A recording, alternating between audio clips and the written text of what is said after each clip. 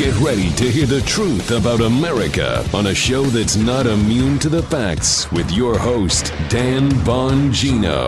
All right, welcome to the Dan Bongino Show. Producer Joe, how are you today? It's Friday! Yes. You know what? I actually forgot it's Friday. It is Friday. It is. Folks, thanks again for tuning in to the great week of listens. Hey, one thing for you, quick message. We're having an issue with people pirating our stuff on YouTube. So if you are listening to our account on YouTube, we appreciate it. Our account is youtube.com/Dan Bongino, straight through. That's youtube.com/Dan Bongino. If you'd like to listen there, if you're listening there now, please subscribe to our YouTube account. We appreciate it. If you are not listening and you are listening on a different account to this right now, and it is not youtube.com/Dan Bongino, someone who is not paying the massive production costs for this show, paying Joe for the equipment, the airtime, the servers, everyone else, is making money off our show. So we'd appreciate it if you would listen on our account. It means a lot. We're trying to get the accounts taken down, but it's not that easy, unfortunately, with YouTube. So just a quick note. I appreciate that. All right. Yeah. What are the Democrats going to do if they win the election? Ladies and gentlemen, I got the seven, what was it, the movie with Demi Moore, The Seventh Sign. I have the 7 signs of the apocalypse coming up. If the Democrats win the election, you are not going to want to miss this election update, important information. Don't go anywhere. All right, today's show brought to you by our buddies at Teeter, one of my favorite devices. I hang upside down because it decompresses my spine, clears my head. I love this machine. It is one of the best things I have ever gotten, received in the mail. It's terrific. Love it. Sometimes sorry about the, I get excited sometimes. The vocabulary when I get excited is not always the best. I can't say enough about these guys. The Teeter inversion table uses gravity and your own body weight to decompress your spine and relieve pressure on your discs and surrounding nerves. This thing is incredible. I love it. I use it twice a day. Decompressing on a Teeter inversion table for a few minutes a day is a great addition to anyone's daily routine to maintain a healthy spine, an active lifestyle without the pain. You know, my arthritis problem, it's a big deal with me. If you have back pain, if you've been lucky enough to avoid back pain, you need a Teeter. Invert every day. Keep your back and joints feeling great.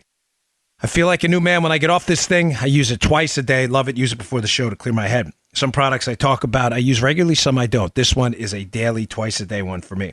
Over 3 million people have put their trust in Teeter. They've been the best known name in inversion tables since 1981. They're the only inversion table that has been both safety certified by UL Labs and FDA registered as a Class 1 medical device. For a limited time, you can get Teeter's brand new 2019 upgraded model of the inversion table. The Teeter Fit Spine with bonus accessories, Stretch Max handles, an easy reach ankle system, plus a free vibration cushion for the ultimate muscle relaxation. The regular price is $499, but they're offering it to our listeners for $349. That's a savings of $150 at teeter.com/Dan. That's teeter.com/Dan, teeter.com/Dan. Get the free vibration cushion, free shipping, free returns, and a 60-day money-back guarantee at teeter.com/Dan.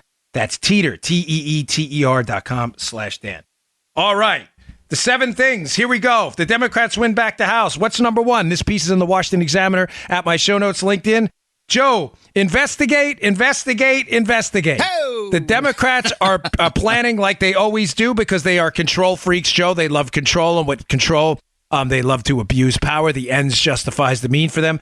The means they are going to investigate everything with Donald Trump. They are going to investigate what he has for breakfast. They are going to investigate the history of ingredients his chef uses in the evening meal.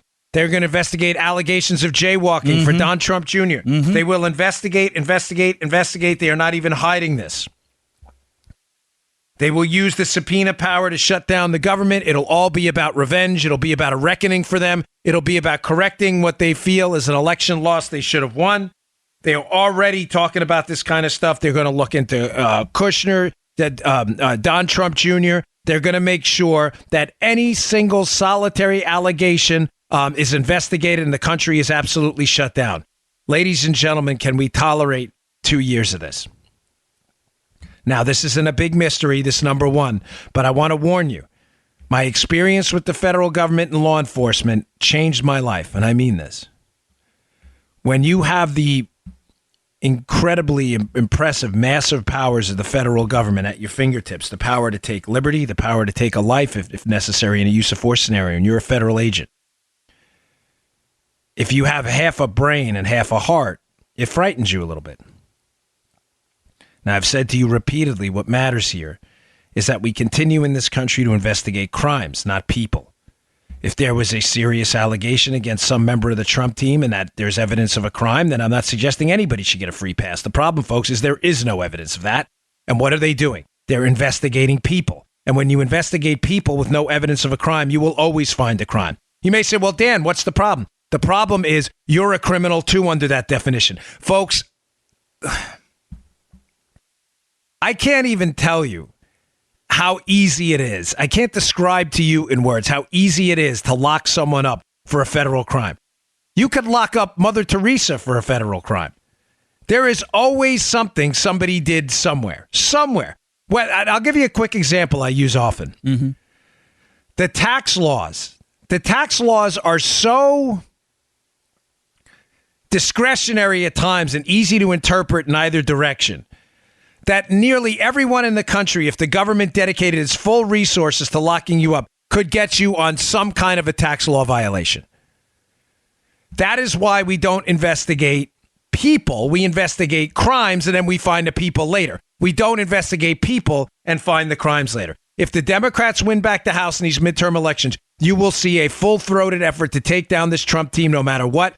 They will target all of their subpoena power. They will pressure federal agencies to investigate Trump people and to find the crimes later. Now, Joe, you can imagine if I'm telling you they can find a crime on you and me, which they can. Oh, yeah. I'm sure of it. You rip off a mattress tag somewhere, right? Yeah. You laugh about this stuff, but this is real, right? I'm talking about Joe. I'm talking about people laugh. Oh, come on. No, this is real. This could happen to you. This will shut down the entire federal apparatus. We will be dealing with this disaster for 2 years. We will be dealing with police state-style tactics. We've already seen them do. I covered it in my new book. I cover the whole chronology of what happened in the Spygate disaster. Second, again, it's pieces in the Washington Examiner.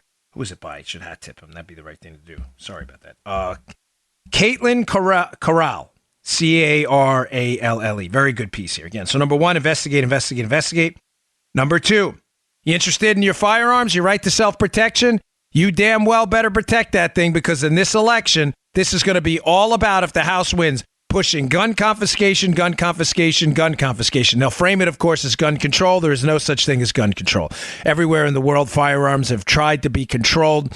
Just about every single place on earth, it has backfired spectacularly in their fashion. Think about it. In Australia, right? Australia, the liberal site, is an example of the effectiveness of gun control. You hear it all the time, right, Joe? Yeah. Look what happened in Australia. Number one, there's been an increase in knife attacks in big cities in Australia. There's also been some bump in crime, including firearm crime itself in Australia. But the most fascinating statistic about Australia, you should always challenge your liberal friends on gun control with, kind of just throwing this in there, is, Joe, do you know there are more firearms right now in Australia than there were before the gun control legislation? No, I didn't know that. So either way, you lose the argument. So if your argument is what? That gun control was so effective because we believe there's been some decrease in gun crime, which statistically you'll have a hard time proving, right? Yeah. But even if you believe that, the argument's null and void. Because the simple comeback is, well, your point is what? That the gun control controlled guns? So there are now more guns in Australia than before the gun control, and you're saying that led to, what, a safer Australia? So you're saying more guns equals less crime? No, that's not what I'm saying. Well, that's what the numbers say. If your assertion is true. Joe, you see where I'm going with this, right? Yeah. Either way, they lose. Sorry, I don't mean to get off on tangents, but, I love, liberals are immune to facts, so I love sprinkling the show with facts that you can use to debunk your liberal friends in spirited debates. Gun control. The author says in the piece of the Washington Examiner, there have been 2 mass shootings carried out in the United States that has energized Democrats to call for stricter gun control. House Minority Leader Nancy Pelosi is already talking about if they get under Democrat control to seek it to make it more difficult for people to purchase a gun, as if it's not more difficult now. Folks, if you live in Joe's state of Maryland, it is nearly impossible to get a carry permit. What do they call it? Concealed carry. Yeah, concealed carry. Yeah, it's got a but the name. Yeah, usually it's like a CCW, concealed carry weapons permit, but they call it a CQ something. Gosh, I forget. I'm sorry. I left Maryland. I used to have this off the tip of my tongue, but I've been out of Maryland so long. And it's so hard to get. I've never even given any thought to getting one. So no, you've never even given it a thought. Matter of fact, it's not even worth it. I had to go through the HR 218 using my former Secret Service background to carry a firearm in the state of Maryland. They want to make it even more difficult federally. Folks, this is real. These are election consequences. These consequences are real. They're going to smack you right in the face if we lose the House. Number 3, Trump's tax returns. Enough already on the darn tax returns. I told you the new rules. We don't care about the tax returns. I don't care. If the IRS has something, do your thing, man. I don't care about the Trump tax returns, but they will use their subpoena power to get their mitts on Trump's tax returns to make this a big issue. Is this what we want to hear about for 2 years, ladies and gentlemen? You know whose tax returns I care about? Mine, Joe Armacost, CRTV, and the places I work. Those are the only tax returns I care about. And you know what I care about those tax returns? That they show a darn profit. That's all I care about. I do not care about Trump's tax returns, not even a little bit. Sorry, had to turn the fan a little bit, folks. A little hot. I worked out this morning. I never work out before the show, so I'm like melting right now. Number 4, internet regulation. Ladies and gentlemen, I've warned you about this over and over. I've begged you. I said, please, conservatives and Republicans out there, please, please, please do not fall into this trap with this internet regulation. I get it. Facebook sucks. Twitter sucks. Twitter won't even take down Louis Farrakhan's account. Louis Farrakhan, of all people. They won't take his account down. I get it. I understand. I totally understand that these places are liberal and biased against conservatives. We all know that, okay? Point stipulated.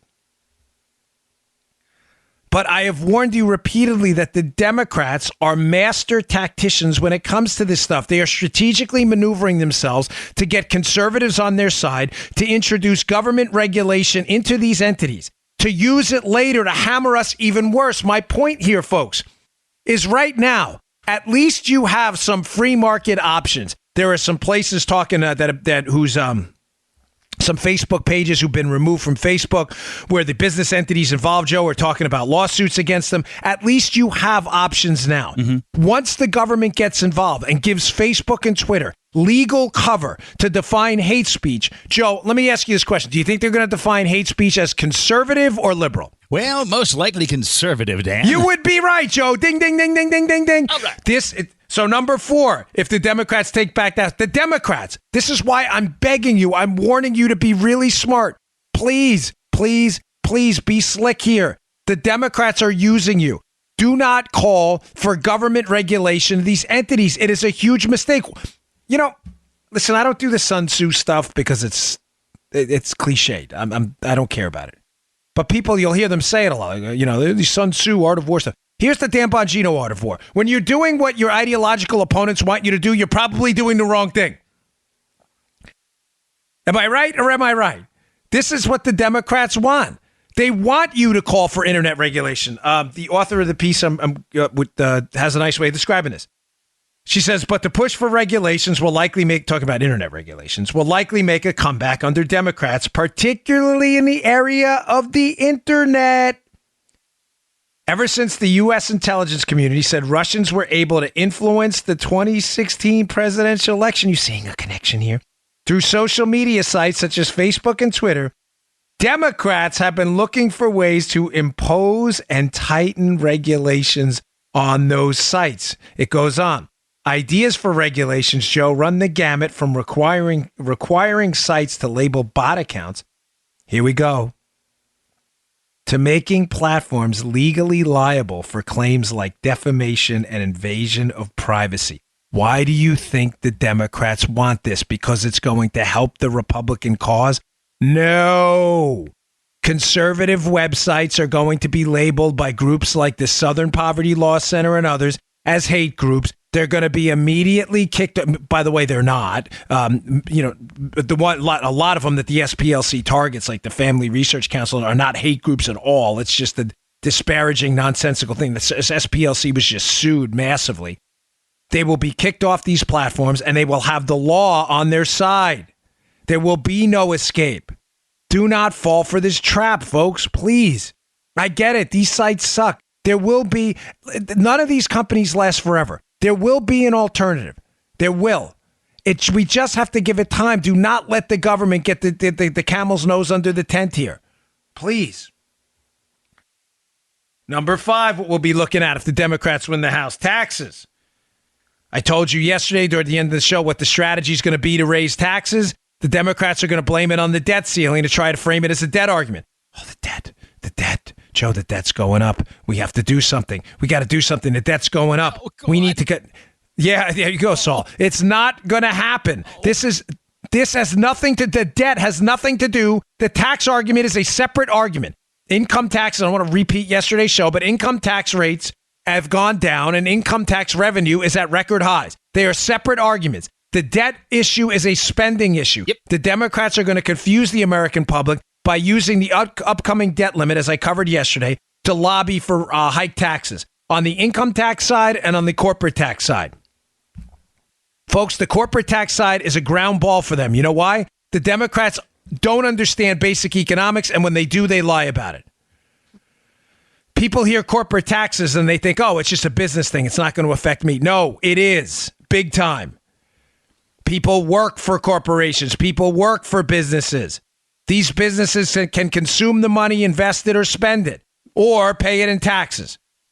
They can consume it by investing in internal improvements in the business, leading to more productivity, leading to higher wages. They can invest it in other companies. That's what a lot of businesses do when they don't have enough growth opportunities within their own structure. They'll invest it in other businesses, or they can spend it on dividends, giving it back to you, stockholders and pension funds. It is important. It requires a little bit of a deeper understanding of basic cash flows and economics. But don't be dopey like the libs. Oh, it's just the businesses, man. Screw the businesses. They can pay higher taxes. They can afford it. It's you paying. Businesses don't pay taxes. They charge their customers and their employees. And what do? Well, they pay their employees less. They just pass the money on to the government. It's as simple as that. They're tax collectors. That's it. You're paying these taxes. Don't fall for this dopey debate. That's why I always said that when this shows up, the Bongino show, we're not immune to facts. We have to give you the tough information here. We don't give you quickie, cutesy little sound bites. Screw those businesses. They're the worst. You're screwing yourself. Yourself. You're the one getting screwed, folks. This isn't a joke. Where do you think this money goes? These bits all being paid to the CEOs. It is? They're all getting the money. No one else gets the money. So Apple, that's worth... I'm not even a fan of Apple, by the way. I like their products, but I don't like their politics or their corporate culture in many respects. But we have a lot of Apple listeners. I know a lot of hard people and good folks that work there. You know what I mean, Joe. But thank you. Hi. Thank you very much. You guys are all great. We appreciate it. But I'm just saying, these companies are not paying their billions of dollars in profits all to the CEO. CEO's worth what the market dictates they're worth. Don't be a sucker for this tax argument. All right, 6. Drug prices. The Democrats are introducing a bill over the summer, or introduced a bill over the summer. It would allow for Medicare to negotiate its prices directly with pharmaceutical companies. Ladies and gentlemen, this could be a big problem. The problem is these. Listen, I don't want to. I'm not running for office. I'm not getting any lobby money from anybody. They don't sponsor my show. I'm just telling you that the pharmaceutical business is screwed up, but it's screwed up on multiple fronts. You have middlemen. You have Medicare reimbursement rates having to be offset. You have research costs. This is a market problem. It's not a problem that's going to be solved by increasing the heavy hand of the government.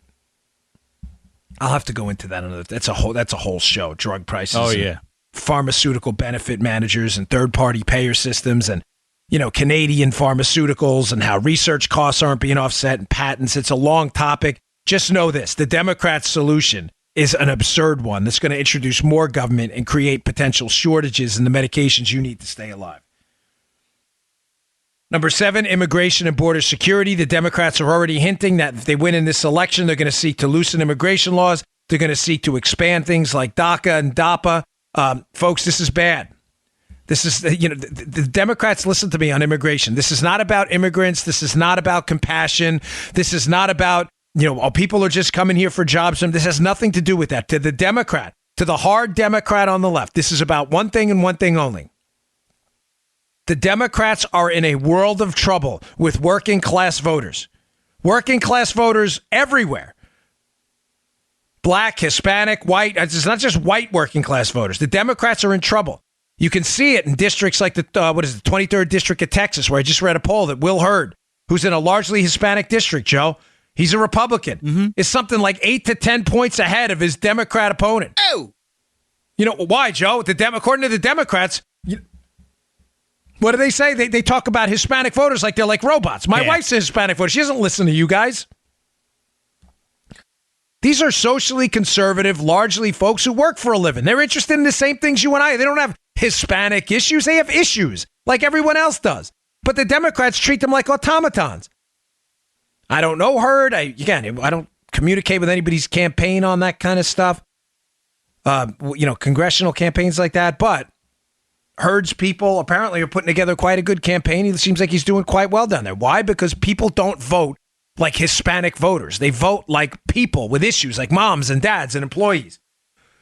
This immigration issue the Democrats think they have a winner on in open borders is strictly about them hemorrhaging votes amongst working class voters. They are bleeding support like you would not believe. What does that have to do with immigration? They need the next generation of people to come into the country, legally or illegally. And they want, you've seen it. You've seen candidates talking about the candidate for governor in Georgia, Abrams, talking about undocumented people voting. They need to replace the loss of working class voters, and they see immigration as demographic destiny to them. You will see a significant loosening of border security and immigration if we lose. All right, so that article is a good one, folks. It is in the show notes today. The Washington Examiner, I strongly encourage you to look at it and check it out. It's important. Okay, I want to give you a quick election update. Then I want to get to an economic argument. Election update on some candidates here because this is important and I want to play a positive role in this election. I want to contribute to the effort here. Like I said yesterday, I get offended, earlier in the week when I was talking about Ben Sasse. I get deeply offended about people like Ben Sasse who spend most of their time taking shots at Sean Hannity and Trump while, us, Joe, we're the ones who are the team players. I've acknowledged multiple times, Joe, haven't we not, that some of these Republican candidates, we pull the lever for are not necessarily the greatest conservatives in the world. But I understand tactically the bigger fight is we need these people in office because they're better than the alternative. The world is not full of good and bad choices. The world, sadly, is full of bad and worse choices sometimes. I told you in Maryland, Joe's got an important gubernatorial race. Larry Hogan is he a diehard conservative? No, he's not. He's not. But everybody gets it. Yeah. You have to vote for Hogan. So I want to contribute to the cause here a little bit and highlight a couple of races and some things that are going on I found interesting. Joe Donnelly, Democrat senator in Indiana, just put out one of the worst political ads I have ever seen. Joe, this one. The ad appears to be taken almost directly from an HBO comedy show. The ad, it's him splitting wood. And the splitting of the wood is, he's a Democrat in a red state, Indiana, Joe Donnelly, right? Running for Senate, running for re-election. So the analogy is like, splitting wood that he can go both ways. Like he can vote Republican or Democrat, like, I don't know, like King Solomon, whatever, split into baby or whatever it is. So it's a horrible, stupid analogy, but that's not it's not that the commercial was even looks like it was lifted from an HBO series that's hysterical. What's funny about it, Joe, is what's the one thing? It's not a trick question, Joe, but what would you, I'll just put it out there and see if you agree with me. What's the one thing you think people hate more than anything about politics? Would you venture to say it's inauthenticity, like phoniness? Yeah, that's one way to put it. Right? It explains the Trump phenomenon. Like, that's why everybody, the most folks, I consider myself quite a student of politics. Mm-hmm. I love it. I enjoy it. I've said this a couple of times on the show. The most damaging political narratives out there that hurt candidates are not necessarily the ones you think. They're the narratives that change a pre-existing interpretation of who that candidate was. Oh. Those are the damaging narratives. And it explains why when people go, oh my gosh, how come this didn't hurt Trump? And how come that didn't hurt Trump? And how come this didn't hurt Trump? Because people knew Trump was a brawler. People knew his history. There was no pre-existing change narrative that was changed by the Democrats' relentless assault. None. Yet when you run as something, like, hey, I'm an authentic, like, lumberjack in Indiana, whatever. I'm an outdoorsman. I'm splitting wood. And then in the ad, Joe, it looks like there's a seam in the wood already. So you're not splitting it. Is this the greatest story ever? People are like, the pre-existing narrative that this guy wants you to believe is that he's this like outdoorsy Indiana guy, wood splitter. Yeah, Joe, you got like the Paul Bunyan shirt on today. I do. Joe has the red Paul. I mean, we could not have planned this better. I swear to you, folks. You know, one of the things about my books people like is you feel like you're in the moment. Like I use very good modifiers and descriptors.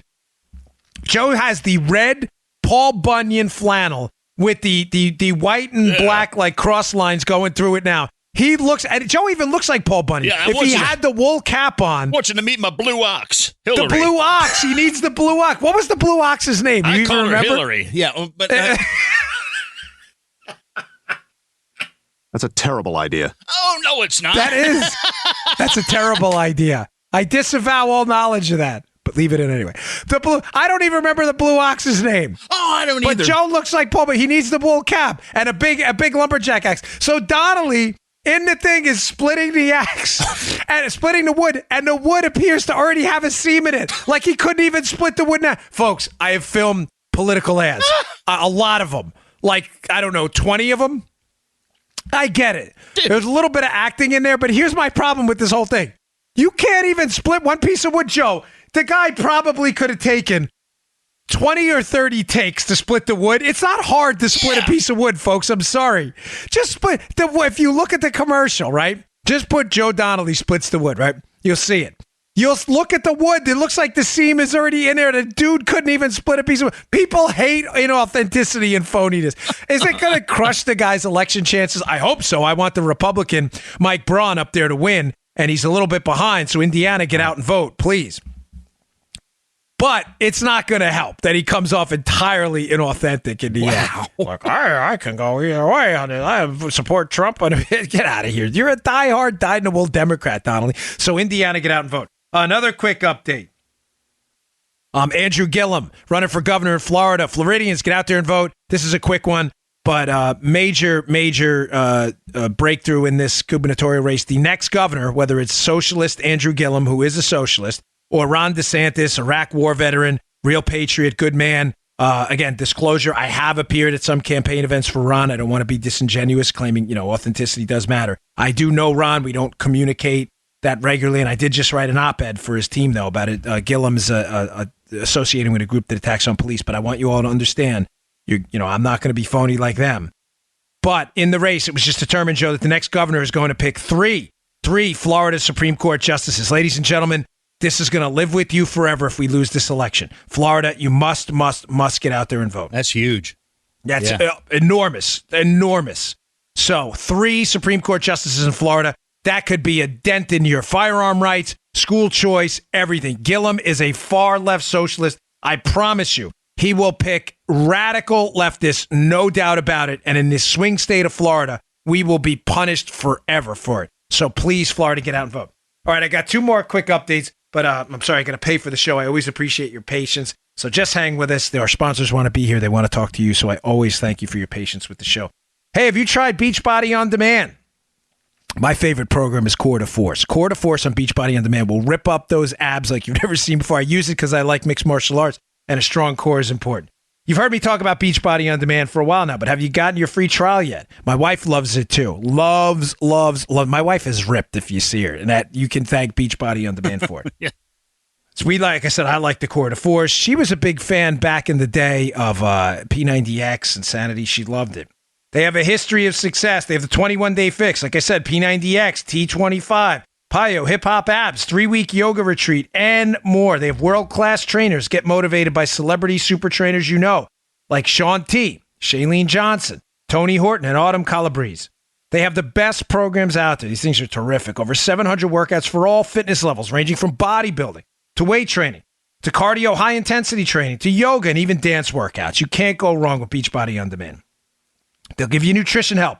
Success just doesn't happen on the beach. As someone told me in the gym once, Joe, the real battle's with the knife and fork. But don't worry. Oh, yeah. Beachbody On Demand's got you covered. They have tools to make eating right easier, dozens of easy-to-follow meal plans, and hundreds of delicious recipes. You can work out on your own schedule. They have workouts as short as 10 minutes, folks, that don't require extra equipment. Time it takes you to drive to the gym and park, you can already be done. They can cater it to you and your lifestyle. Access it anywhere, anytime. View it on your computer, your web-enabled TV, your tablet, smartphone, Roku, Apple TV, Chromecast, and more. It's the best deal in fitness, and my listeners can try Beachbody On Demand right now Absolutely, positively free. Absolutely free. What are you waiting for? Join the over 1 million people currently on Beachbody On Demand. Folks, this is legit. I'm not messing with you. These are really, really good programs. I'm not kidding. I know sometimes I can be dramatic, but this thing will slice and dice you up. You'll never look better. Right now, my listeners get a special free trial membership when you text Dan B, my first name, last initial, Dan B, to 303030. Text Dan B to 303030. Text Dan B to 303030. You will get full access to this entire platform for free. Workouts, nutrition information, support. Just text Dan B to 303030. You won't regret it. The Blue Ox? Yeah. Babe. Babe, yes, Babe. thank you. There we Thank go. you. How did I not know that? I forgot Joe, all about the resident show researcher, ombudsman, producer, executive producer, soundboard operator, and hopefully soon to be calls if we add some content. I'm hoping one day to get some calls in and maybe take some calls from you guys. That would be a lot of fun. Even if we do a separate segment, I'd love to hear what you all have to say. Okay. So here we go. More on the just campaign updates quick. I don't want to let this story go because it's really important. A guy who's not a huge fan of me, but he writes some good stuff over at Washington Examiner. Beckett Adams has a piece up about Martha McSally and PolitiFact that, you know what, it's sublinked in another one, so I'll talk about another piece. Not to knock on Beckett Adams, but this one, it's sublinked in a different piece, and I want to cover both stories is what I'm getting at. This one's by Beckett Adams too. Okay. So PolitiFact, which is PolitiFarce. PolitiFact is a joke. It's a scam site. Okay, it's meant to be a fact checker. It's a scam. It's a big scam. It's not a fact checker. It's a radical far left phony fact checking site that will do anything in its power to make Republicans look bad while covering for the Democrats. It's a scam. Once in a while, they'll nail a Democrat to look like bipartisan Joe. PolitiFact is a big scam. Scamorama. Okay, now. On these local races, this story is hysterical. So Claire McCaskill, far-left radical Democrat running in Missouri. So we talked about Indiana. We talked about Florida. Missouri, you're up. How Claire McCaskill continues to get elected in a state that loves God, loves its firearms, loves its money, loves its businesses, and loves its liberty is absolutely beyond me. Claire McCaskill has absolutely zero interest in any bipartisan outreach. She is a radical leftist. Not only is she a radical leftist, she is completely 100% out of touch with reality. How does this apply to PolitiFact, and why are we talking about this now? Well, she's at some kind of campaign event, and some guy asks her a question about private jets. Let me give you the exact quote, to be fair. It comes from an August 2017 town hall meeting in Missouri. A constituent asked of the senator, and I quote, "You know, that's one thing the United States has that nobody else has, is the freedom to fly around and be affordable where a normal person can afford it." What are they talking about? Folks, you remember Air Claire? Claire McCaskill told everyone, "Oh yeah, we're doing this like whistle stop tour, bus tour, whatever around the state. We're going to be on this RV and we're going to run around the state." You know, what did I tell you, ladies and gentlemen? Authenticity, right? That's how we started the segment. When I say I knocked on 7,000 doors personally in my campaign, I mean it. I have the spreadsheets. I remember a lot of the people I knocked on the doors. Claire's like, "Hey, I'm going to drive around the state in an RV. We're going to shake hands. I'm going to be one with the voters of Missouri." Well, what happened, Joe? They found out she was actually flying around the state in a private plane. Erroneous! Again! Erroneous! Flying around the state in a private plane where this RV would pick her up in the private plane. Joe, what would they do? They'd probably drive a mile to a house, knock on the door. "Hey, look, we just pulled up in the RV. Hey, it's Claire McCaskill. She's driving around the state." They jump back on the private plane, go back to D.C. or go to a different stop. What a joke. Totally inauthentic. So the joke about her became Air Claire. How she flies around in this private plane. That's the genesis of this question by the constituent. The constituent saying, "Hey, you know, they shouldn't be knocking you about this private plane. You know, quote, a normal person can afford it." Now, instead of her coming back and being at least somewhat realistic and going, "Well, yeah, I appreciate the sentiment, sir, but private flight, you know, maybe it was a mistake on our part." This is how I would handle it. It may have been a mistake on our part to say we were driving around the state. It was logistically more feasible. We had the money. We wanted to reach as many voters as possible, so we took some private flights. But it's my fault. We shouldn't have insinuated. People are very forgiving. Yeah. They would have said, "All right, stupid move, but it's an authentic answer." No, that's not what she said. McCaskill responded, and I'm quoting, "Will you remind them when they come after me about my husband's plane that normal people can afford it?" So the GOP jumped all over this. Good for them, saying normal people can afford private planes. Folks, listen, we have had a good year. Joe knows it. Joe and I, thanks to you, by the way, exclusively. We've had a good year. Not a great year, but a good year. I'm not, I don't have Trump-type money, nowhere even close to it. But we've had a decent year. I'm telling you, there's nothing I would like more than to fly private. We can't, because I can't afford it. So don't tell me normal people can afford it. I grew up my entire life, quote, normal. I've had my first good year, and I still can't afford it. I begged my wife. Hopefully one day we will. Maybe the year after, but not now. So Air Claire in the state of Missouri, which has a lot of successful people, a lot of middle class, a lot of people who are struggling, running around the state in a private plane and insisting to people that normal people can afford it is not a sales pitch, folks. She's embarrassing herself.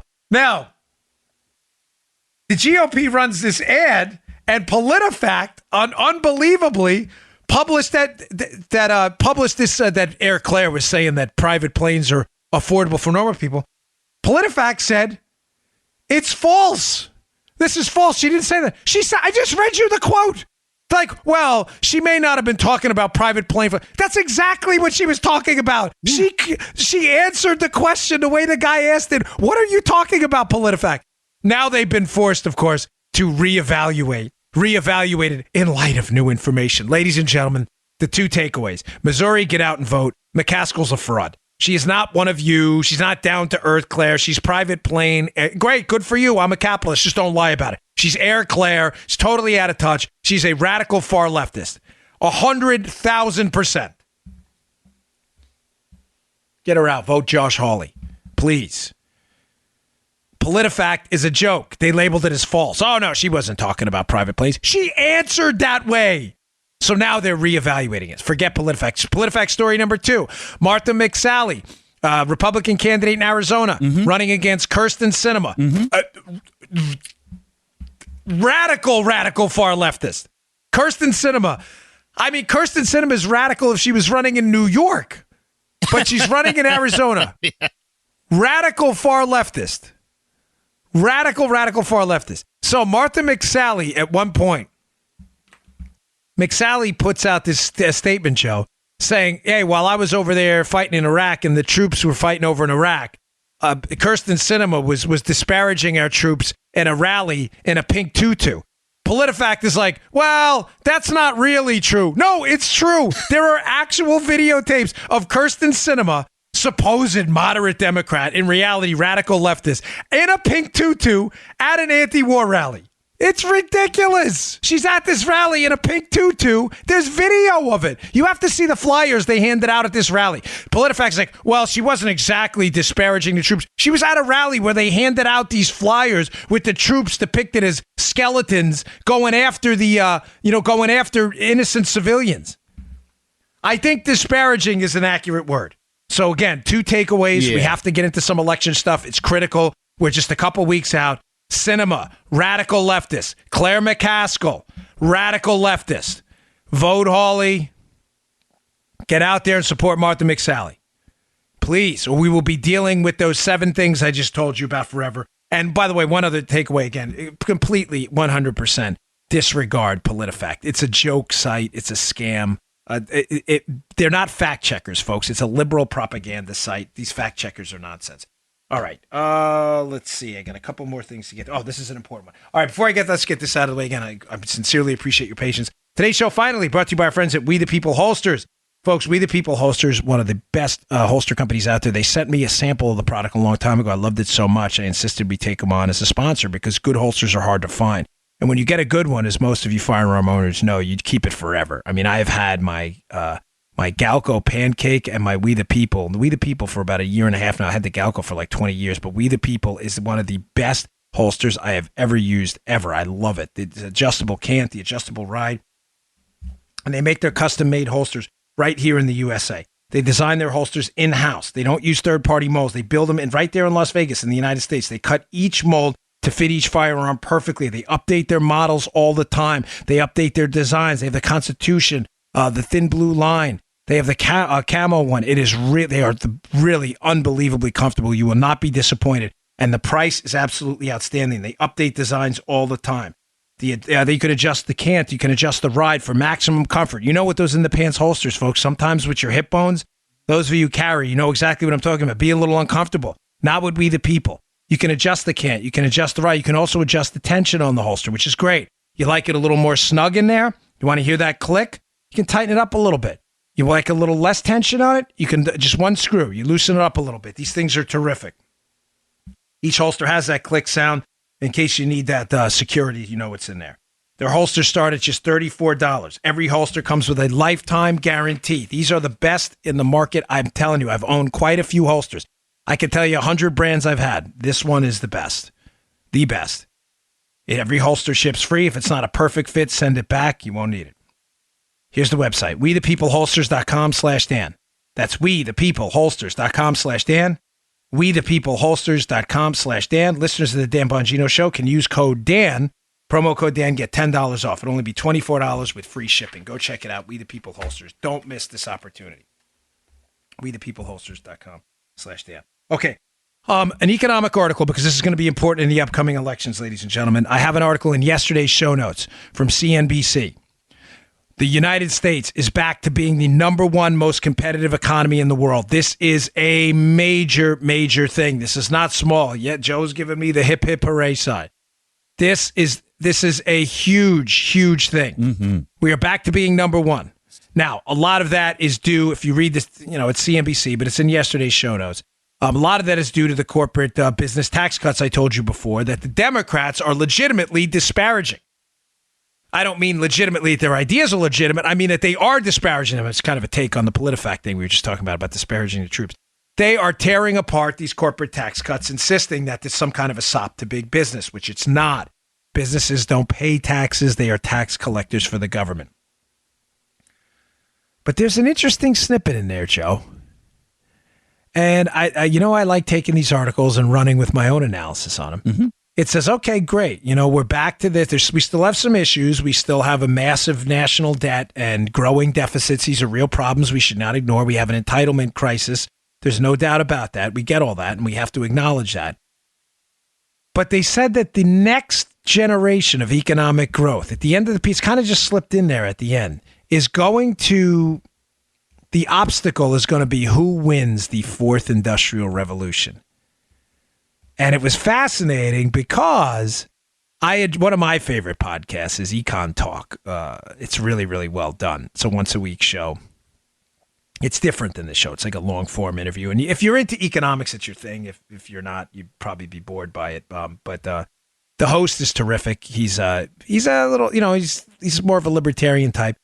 But I was listening to one of his podcasts this week, and I thought of this fourth industrial revolution. He had one about artificial intelligence with a really brilliant guy, and they had a great analysis. So the fourth industrial, I should have said that first. The fourth industrial revolution, the piece is referring to, I believe, in the CNBC piece, because it doesn't get too detailed, is really going to be the advent and the use of artificial intelligence and technological advances incorporated into everything from supply chains to medicine.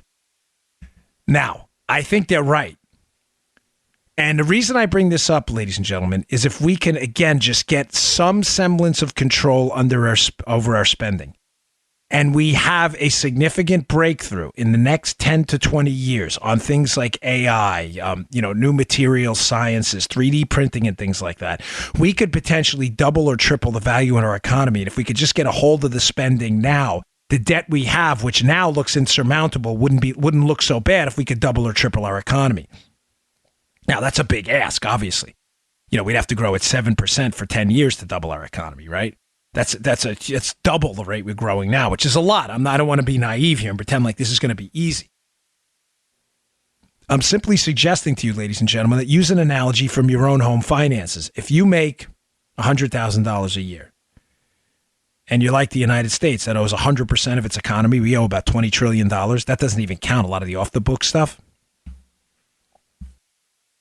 If you owed $100,000 and you made $100,000, you'd be in a catastrophically bad debt situation, would you not, Joe? Yes, you would. You would. Now, Joe, if I told you you were getting a raise to $500,000 or $600,000, that debt all of a sudden looks manageable, doesn't it? Yeah, a little bit better, yeah. What I'm telling you is we're not going to be able to do this with spending cuts. Trump has just proposed, which is a good idea, 5% cuts in discretionary spending. 5%. You may say, oh, wow, that's a big cut. It is, and I applaud him for doing it, but it's not a huge cut. It's $33 billion. The deficit this year, Joe, is $779 billion. We're not even close. Even cutting 5%. My point in this, folks, is if we can crack that fourth industrial revolution and win the AI game, the material sciences game, the supply chain game, the internet, the communications game, the health sciences game, if we can do this with technological advancements, we may be able to grow out of this if we can get a lid on the spending now. It's now a race in time. What comes first? The technological breakthroughs into this fourth industrial revolution or bankruptcy from debt? That's the only, one of those things is going to happen first. It's either going to be we're all in on debt, or we're all in on technological advancement and growth. Now, I bring this up because turning back to the podcast, I don't want to oversell AI. The guy who was an expert on the show, this is all he does is artificial intelligence. He said this great thing. I loved it. I wanted to get it across to you in case you don't have time to listen to the show, right? His show, that is. He says about artificial intelligence, Joe, we always overestimate its effect in the short run, but underestimate its effect in the long run. He's talking largely about technology. It was a brilliant analysis. Here's what he means by that. When things like the personal computer came out, right, in the beginning, I mean, when you think about the Commodore 64, right, back in the 80s, people had this, they overestimate the effect. Oh my gosh, computers are going to put everybody out of work, Joe. Yeah. It's going to be Hal from 2000, Space Odyssey. Hal, which Hal I always heard was like, they used the letters after IBM because IBM, I don't know if that's true or not, but remember, everybody overestimates the effect of the technology. You know, when we first saw robotics, that was it. What came out in 1984? Terminator. The robots are going to kill us, Joe. They're going to come and look like Arnold Schwarzenegger. I'll be back. They're coming like Schwarzenegger, right? It was a great point. How we always overestimate. And he was making the analogy to AI now. Again, back to the piece. Whoever wins this race to the fourth industrial revolution is going to be the economic winner for generations to come, right? But don't overestimate in the short run AI. And the guy makes a great point. Like you hear it now. AI. Oh my gosh, Joe. Artificial intelligence. The robots are going to figure out a way to kill us. They're going to develop artificial intelligence. The machines are going to turn on us and burn the factories down. It's going to be an extermination on a mass scale. The guy in the Econ Talk, who's in the Econ Talk episode, who's an expert in AI, Joe. This is all he does. It's a great episode. He's like, listen. I mean, I'm for the sake of brevity. Let me just summarize it like this. Chill. He's like, chill, folks. Chill out. AI is not coming to kill you. We haven't even figured out like basic things about it yet. Don't overestimate it. Don't overestimate its impact. It's not going to put every human being on earth to death or out of work. It's not going to solve every problem. They haven't even figured out basic problems yet, AI. Again, he's the expert. I don't pretend to be. I've done very, very basic reading on it, but it's a fascinating episode. Secondly, so you see the point, Joe? We overestimate it in the short run. It's going to kill us all, put us all out of work. The robots are going to think for us. But he said in the long run, we tend to underestimate it. Now you say, well, how do those two things can't possibly coexist? No, they do. And he says, I can prove it to you. He's like, think back to the 70s. If you would have shown someone in the 1970s, they had no capacity to think into the future. They can guess what the future was going to be like. There is not one movie from the 1970s which shows the future. This is a great point. Where there's a device like an iPhone. Not one. There's like phasers, there's lasers, there's Star Trek stun devices, stuff that doesn't exist. But the things that actually exist, the iPhone, nobody saw it coming. Nobody. This was a brilliant analysis. In the long run, we underestimate the impact. Nobody in the 70s had any idea that a Walkman email device, high-end multi-pixel camera, video camera, heart monitor, jogging monitor for your EKG would all be contained. I mean, oh gosh, folks, there's more. Word processors, All of this stuff was put out of business by the smartphone. Samsung, too, give them a shout out there, right? All these companies, and nobody saw it coming. Nobody. So we overestimate in the short run. They're all going to kill us.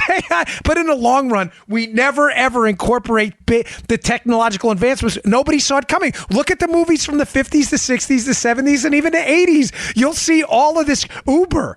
Perfect example, and I'll end it because this was such a fascinating episode. Like, it just blew my mind what a deep analysis it was. In the movie Total Recall with Arnold Schwarzenegger, right? Mm-hmm. You have Johnny Cab, right? The guy, the robot shows up driving the cab and it's the flying. But it's amazing that nobody in the 80s or 90s even saw Uber. Like, there's never a movie where a guy picks up a smartphone and goes, hey, I'm just going to call up a private driver on an Uber app. Like, nobody thought of that. Nobody saw that. But you saw Johnny Cab. You saw Johnny Cab, right? So it's a great point. The point here, folks, too, is that research and development matter. The corporate tax cuts matter. It is bringing money and investment back into the United States. We may be overestimating the impacts of AI now in that fourth industrial revolution, but the truth is, ladies and gentlemen, we have no idea in the long run how powerful it could be. We may be underestimating the impacts in our daily lives. What I mean is you have no idea in the future what it's going to do. None. We're all guessing. Is it going to be a microchip implanted under your skin? That's your cell phone? You don't have to carry a cell phone anymore. Is it going to do? What is it going to do? Is it going to program your food purchases when you walk in a supermarket and have a grocery cart follow you around, and devices on the shelves that dump products? I don't know. I have no idea. I'm just saying to you, if we can invest in our country, pour money into R&D and research and development, you may be overestimating it now, but you may be underestimating. We may be looking at an era of prosperity in the future. You have no ideas coming. It was a fascinating episode. And I think, I hope I did a semi-okay job in putting it together.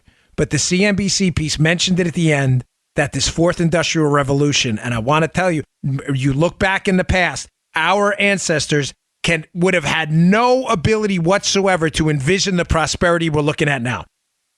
I mean, obesity is the biggest food problem. We have so much darn food. Everybody's obese. We're getting fat in the country. Flat screen TV, smartphone technology, Uber-like devices. You have no idea.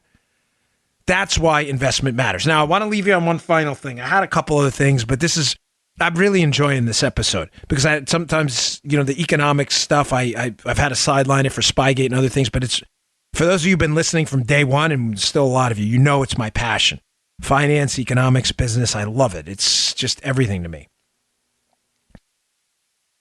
Why does the debt and deficit matter? Why does it matter towards this investment in this fourth revolution and potentially AI and the long-term effects of our economy and prosperity? I talked about this on the Mark Levin show while filling in on Monday, and I got a lot of positive feedback, so I want to end the show with this today. The reason, ladies and gentlemen, that this argument going forward about the role of government in our lives and the investment needed to bring about that prosperous tomorrow I'm talking about, that we can't envision, we have no capability to do it, right? We underestimate in the long term the effect of technology. Government is the barrier there. This is the great ideological divide of our time. You have people on the left who believe the government solves problems, and you have people on the conservative side of the spectrum who understand, just reasonably using common sense and logic, that government is the problem. Taxes are the problem. Taking away and spending our money is the problem. Here's why. Ladies and gentlemen, the government is entirely incapable of spending your money using cost and quality metrics that would lead to any kind of positive investments in our lives over the long run. They are not capable of it. Here's how I know this. Milton Friedman discussed in, Capitalism and Freedom, one of his books, The 4 Ways to Spend Money. Never, ever forget this. They range from the, you show us heard this like 1,000 times, but for you new listeners, you may not have. And I talked about it on Monday on the Levin show, and I got tons of email. They range from the most efficient ways to spend money using logic to the least efficient way. This is just plain logic. This is why the left is wrong that the government's a positive force in our lives. What's the most efficient way to spend money? You earning money and spending it on yourself and your family. Why? Again, we're using simple reason. Because when you earn money and you spend it on you or your family, The cost of what you're buying matters. Why? Because it's your money. It's your money. The cost matters. You're spending your money. You're not going to say, hey, give me that flat screen. Well, at what price? It doesn't matter. Whatever price you want. The quality matters too because you're buying a product for yourself or someone in your family. You're using it. You don't want a crappy TV, a crappy sweater, garbage headphones. You want effectively priced, good quality stuff. That is the most efficient way to spend money. Period. Full stop. That is the importance of economic liberty. You putting money in your wallet for your family. The money will be spent on efficiently costed and quality-based products when people spend it on themselves and their families. That's why tax cuts matter. That is it. Now, going down the continuum, making it more inefficient so you understand just how awful taxes and spending by the government are. The second way to spend money is you spending money on other people. Now, you spending money on other people, your money on other people, the cost matters because you're still buying a product for someone else, but it's your money. So if I'm buying headphones for Joe, the costs matter. I'm still buying a gift for Joe. But folks, candidly, the quality doesn't matter as much. Not that you don't care about it, but it's a gift for Joe. If they break in the long run, you know what? I gave him as a gift. It's kind of Joe's problem, not mine. I mean, it sounds like a jerk, but it's just common sense that, when people buy things for others, the cost matters, but the quality doesn't matter as much. So it's a less efficient way to allocate capital, spend money. What's the third way? Other people spending other people's money on themselves. So think about it, right? If I'm on a work trip and I'm spending my job's money on a hotel room, that's other people spending other people's money on themselves. Then I want the nicest hotel room out there, right? The job's paying for it, right, Joe? Man, Makes sense? sure. So does the cost matter? Nah, not so much. Why, Joe? It's not my money. No offense, CRTV would love you. But you know how it is. You want the best room out there. The cost, CRTV's paying for it, right? But does the quality of the product matter? You're darn tootin' right it does. Because it's your hotel room. You're staying in it. So at least it's inefficient because nobody cares about the cost. We get that. Point stipulated, right? It's inefficient, but at least you care about the quality and you're still buying quality stuff, which incentivizes people to produce quality. The hotel's got to produce a good room. But it's still inefficient because the cost doesn't matter. What's the fourth way to spend money? I know. Joe's like, I know. Other people, who is it? Other people spending other people's money on other people. On other people. Ding, ding, ding, ding. Joe's heard this like 100 times. We've been covering this since episode 1, which has disappeared off SoundCloud. We have no idea why. The show actually starts with episode 2. If you go back 832 episodes. Other people spending other people's money on other people. Ladies and gentlemen, when the government takes other people's money and doesn't even spend it on themselves, they spend it on other people. Social programs. What matters? The cost? No. The cost, it's not your money. It's taxpayer money. Who cares? Oh, this welfare program is going to cost $20 trillion over 10 years. Great. It ain't our money. Who gives a damn? But here's where it gets even worse. The quality doesn't even matter. Because you're not even spending it on yourself. You're like, listen, this welfare program is not going to work. It's going to be horribly inefficient. It's actually may lead to more poverty over time. Who cares about the quality of the program? It ain't our money. Who gives a damn? You're not. The government would be better off buying Ferraris for itself. At least they would be buying a quality product that would incentivize some competition amongst car makers. But they're not. They're not even spending it on themselves. They're spending it on other people. They don't give a damn. Neither the cost nor the quality. It's a double whammy. Neither one matters. This is the problem with government spending. This is why logic, fact-based reasoning should dictate to you that we should keep as much money from the government as possible that we can legally do. You want taxes as low as possible and spending as low as possible to incentivize people to care about the cost and quality of what they buy. And the only way to do that is when people spend their money on themselves and their family. It's the only way. That's how we get to this fourth industrial revolution. By incentivizing companies to produce things cheaply, effectively, and of high quality. And the only way to do it is to get it out of the government's darn pockets. It's the only way. That's how we get to this prosperous future. Don't ever forget those 4 ways to spend money, ever. You spend it on yourself, the best. You spend it on other people, cost matters, quality not so much. Other people spending other people's money on themselves, quality matters, nobody cares about the cost. Other people spending other people's money on other people, neither cost nor quality matter. It is the quickest path to bankruptcy. Scam. All right, folks, thanks for tuning in. It's an economics and campaign-heavy show today, but, we like to give you the full spectrum during the week. I hope you leave the week a little smarter than we all started. I know I do, doing a lot of research, so I appreciate it. Thank you for subscribing to the show. We're back, so we appreciate it. The subscriptions are free on iTunes, SoundCloud, on iHeart. This helps us a lot when you subscribe. It is free. Please do it. And please, if you haven't, our book is still in the top 200 on Amazon. Spygate, the attempted sabotage of Donald J. Trump. Please pick it up. I really appreciate your support. You just heard The Dan Bongino Show. Get more of Dan online anytime at conservativereview.com. You can also get Dan's podcasts on iTunes or SoundCloud. And follow Dan on Twitter 24/7 at DBongino.